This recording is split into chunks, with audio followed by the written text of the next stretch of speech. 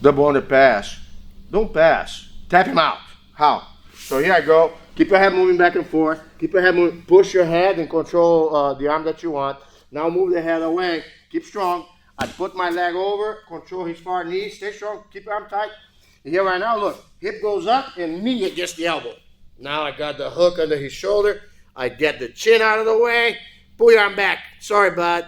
I got you. One more time. So I don't have to pass. I just don't want to give anything. So here you guys try to go. I go for his feet open, head bouncing, head bouncing. Whatever he gets a hold of, I'm going to get a hold of. Okay? Look his arm here. He got the arm there, so I bounce, pull the arm back. I can control the elbow. That's fine.